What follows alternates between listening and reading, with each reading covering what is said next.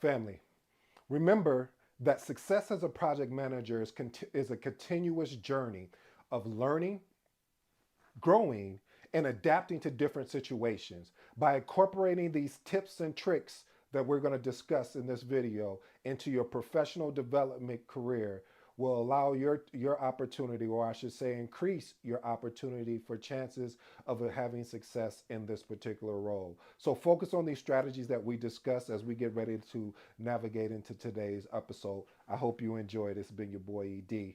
They said you couldn't do it, but what if I told you they were wrong? Don't underestimate your worth. Believe in yourself like never before. And guess what? I'm going to show you how today, here and now. Today's episode is entitled, Who Would I Have to Become to Achieve Success as a Project Manager? Again, who would I have to become to achieve success as a project manager? Do you mind if I share a story with you? I recently had to go back and recollect a story that I remember reading, and then I seen a interview with Sir Richard Branson. And the story is, and I'll make it quick for you, family, is that Richard Branson was trying to get from Puerto Rico to the Virgin Islands, and the American airline had bumped him. So what he ended up doing was going back to the back of the airport and hiring a plane and a pilot. Then he got a black chalkboard and he wrote one way $39, and he went around to people that also got bumped on the American airline, also got a bumped on the American airline plane. That right there was his first experience as basically getting a plane in order to a particular destination. Why do I share that story with you? I share that story with you is because a lot of times we don't have the self belief, the self discovery that we can actually become what we say we want to become without, and of course, here's the caveat, family, because I want to be crystal clear. It is going to require something of you. It's going to require self discipline. It's going to require commitment, not interest. It's going to require that maybe while you're working at day and at nighttime, you're studying for that thing. And if you're here today, I assume it's project management. I assume that you are sick and tired of the skill set that you have and you want them to grow. I assume, well, we already know what assumption makes you. So I'll just do this. I know that you're here for this. And because you're here for this, you know I'm going to go through an 8-point framework. I hope I can deliver something here, one of these particular skill sets that'll resonate with you. And also, if you stay to the end, I got two bonuses for you to give you some more further context. Let's get into the first point. First point is develop strong leadership skills. Okay, I know a lot of people say, well, you need to be a leader. And then you're like, okay, but what is a leader? Listen, a leader is just not about handing out tasks and saying as a project manager, oh, you just here, you're holding people accountable for the task. No, there's another piece to that. Actually, there's plenty pieces to that. One of the pieces that gets me excited, that wakes me up in the morning when it comes to the leadership aspect of project management is being able to inspire and motivate. By inspiring and motivating, really you focus on working with your stakeholders. Here's a tip, or I should say a little trick that I actually leverage. I like to meet with my stakeholders one on one. Well, why would I do that? I could, instead of, we have team meetings and we have these type of meetings. Well, the reason why I meet with the one-on-one family is because number one, it helps me build a personal connection with them. I get to understand more about, about the nuances of them and kind of things that make them tick, things that get them excited. You can't do that a lot of times in more of a team environment, because you'll have people that may be more talkative, or will use these type of words, extroverted versus introverted. But when you're in that one-on-one setting, you can ask those probing questions to get to learn to build an actual rapport. So being able to have these one-on-ones with your stakeholders really gives you an opportunity to learn sort of how they think and what they're looking for. And what I ask of you too, on top of that, allow them to do all the thinking. For all my talkers out there, okay, that's me, I'm sorry, maybe I'm talking to myself, I apologize. But for all those people that already formulating the answer to a particular question before they even hear the answer to their first question, learn this process. This is going to help you on your journey in project management. By the way, family, I really truly appreciate everyone watching today's episode. Don't forget to like, subscribe for more insightful project management and personal development information. I also have a bi-weekly newsletter that is dropping on January 23rd, 2024. So I hope if you're watching this by then that you have taken the time to sign up. The link is on the homepage, as well as I'll pin it to the comments, because I really want to change up the game. I want to be able to help people that are looking either to get into this professional project management or improve their skill set in project management. So stay out on the lookout. I'm going to be dropping some, as they will say, some hot fire. Let's move on to point number 2. Enhance your organizational skill set. Being able to be organized. One of the things too that I love saying is documentation always beats conversation. So being able, you can use software for this too as well, family. I've seen people use Jira or Jira, depends on where you're from, or how you say it. Microsoft Project, being able to be detailed about where your project is at and where it should be going, and ensuring that you understand the various nuances when it comes to tracking the particular task, and understanding when your team is getting to a particular milestone. And one of the things that you won't really hear in this thing called project management, what I love, which I hope you fall in love with, is that when I say be organized, you may not be the best organized person, but there's certain systems that you can put in place. And so if you like to know more about those systems that I actually use to help me stay organized as a project manager, leave a comment in the leave a comment below, and I love to give you some tips, or I'll basically probably just do a video on it to give you some of my organizational tips. And I promise you, family, they're not robust. They're so simple. Even a caveman can do it. Okay, I just seen that Geico commercial, so I just had to do that. But anyway, let's move on to point number 3. Point number 3 is cultivate effective communication. Listen, family, you see this book right here behind me, the Magnetic Project Manager. That is one of the components that I actually talk about and I address in that book. And the reason why I talk about that, and I'm not talking about, oh, you have to be the most articulated person, or you have to be the most, written person. What I'm saying is family, is that you have to be able to put a clear, concise how should I say this? A clear, concise response to questions that may come up. Or if you have to talk to executive leadership, they're not going to be looking for all the details. They're going to want to know the same things that I keep saying here, is where we're at, where we're going, and what issues or risks are that we're up against, that you think that you may need my help to move. Watch this. I'll use a word in Scrum called impediments. What are the things that maybe you need help with? Is it around resources? Is it around the budget? So basically having that ability to be able to communicate effectively verbally, as well as in written, and being in written format, not writing some long email, but being able to summarize that email up in bullet points. I love talking in bullet points because the reason why is very concise, it's straight to the point, and it eliminates all of the fluff. I've seen emails that has so much fluff when it comes to a meeting recap, and you like, man, you could have left out about 90% of this and just tell me what is actually going on. Moving on to point number 4. Point number 4, foster teamwork and collaboration.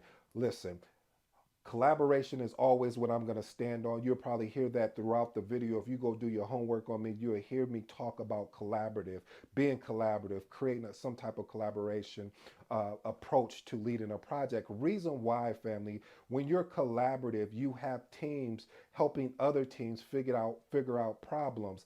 You have teams that are willing to jump in and help, even though I know I got in trouble for this before. I got someone left a comment, so I'm going to say it again, even if I get in trouble again, of saying that you even can help someone else out in their work. What I mean by helping them out is helping provide proper guidance if they're willing to be collaborative. And you have to create a safe environment for people to feel collaborative, for your stakeholders to feel to feel comfortable, because if there's not a safe place, they're not going to want to collaborate, because then they're going to feel attacked, like you're attacking their intelligence. And it's so many other things that I've seen where when collaborative, I should just make a video called when collaborative goes wrong, because there are times where collaboration goes wrong, where one will pick up more of the work when they shouldn't be picking up the work, when the team, or that individual I should say, should be actually leading that aspect of things. Let's move on to point number 5.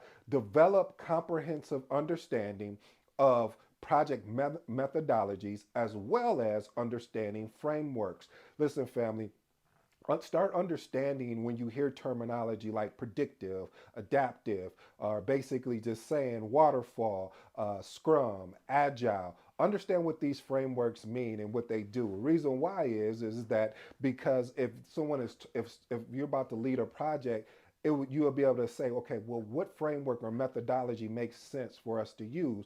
Because if you use the wrong methodology or framework to lead a particular project, you may end up affecting the triple constraints. And we all know the triple constraints is schedule, cost, scope, as well as quality. So what we want to do is see what makes sense for this particular project that we're actually leading. Let's move on to point number 6. Point number 6 is what I love, which I'm constantly a work in progress. I am not perfect.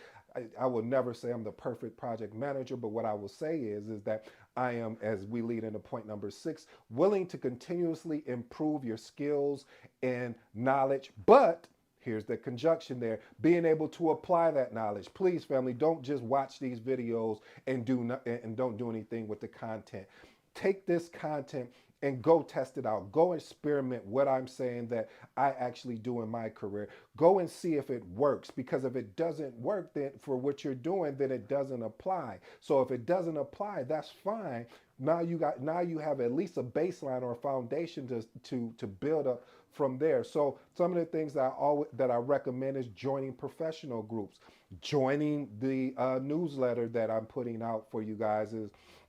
That is a good platform to understand and listen, and as because I'm going to put it together in a way where it's from beginners to probably either intermediate project managers, basically people that want to join into project management, and people that are already project managers. I want to keep it in between that 0 to 5 years range, due to the fact is I want to help people make that transition and grow in this field. So joining, like I said, joining professional groups, looking at different forums. I'm also going to create a Facebook group or some type of community. I want to create a community of like-minded individuals that are looking to make that transition into this career, or are already in this career and just excited about just learning about different things in a very unique, disruptive way. Listen, if you haven't known by now, I love being disruptive in a healthy way. And being disruptive to me is finding different ways to do things better. So let's move on to point number 7.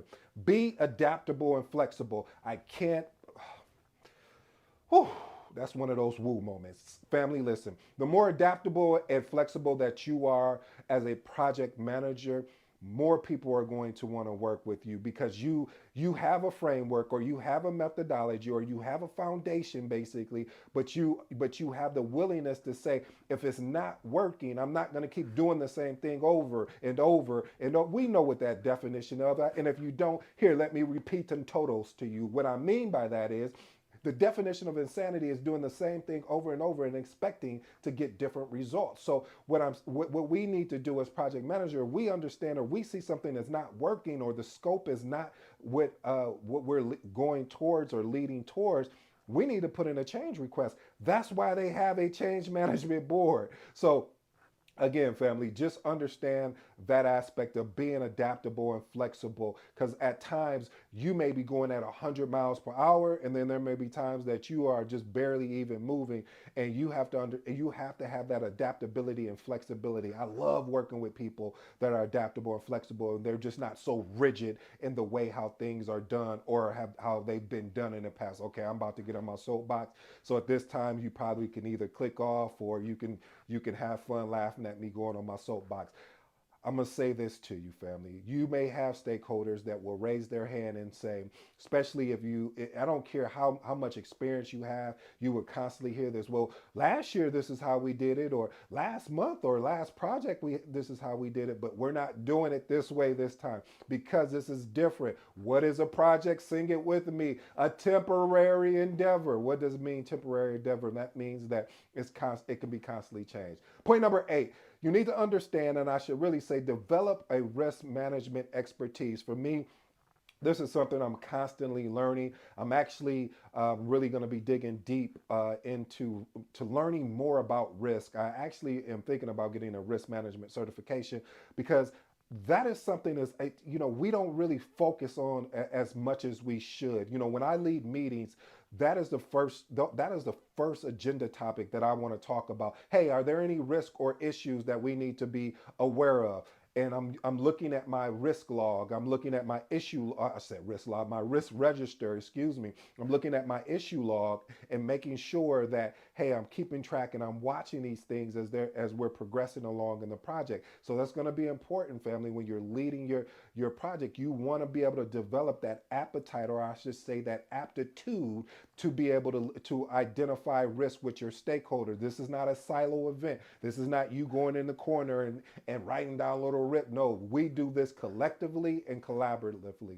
Hey, like I said, family, if you stick to the end of this long, here are the 2 bonuses that I have. Foster culture of accountability.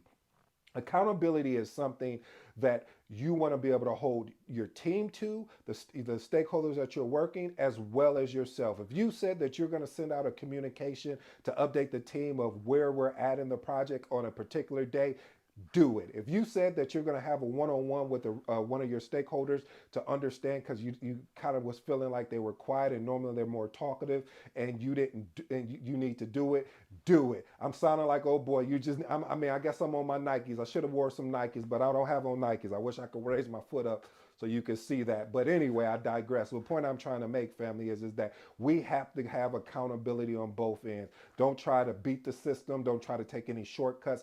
Take accountability. You're not going to get it right all the time, but even though you don't, that leads me into my last and final point, which is another bonus, is continuously learn from these past projects. How could have you communicated better to your team? How could have you made your communication more concise? This is something you're going to continuously work on. Here's a tip that I would recommend. If you're a new project manager, start creating videos. You can use your phone, a camera, whatever. You don't even have to post them, but start working on your communication style, because you're going to be in front of people and you're going to have to be able to articulate where a particular project is, or projects that you're leading. And a good place to start off with, where I started off with, is I started off with a podcast. So that's where I started off. Even though I wasn't really using the podcast, I was just using my phone to record and just seeing how I was sounding when I was coming across. So family, look at doing some of those things. I hope these tips and tricks work. If there's anything that you're interested in learning more about,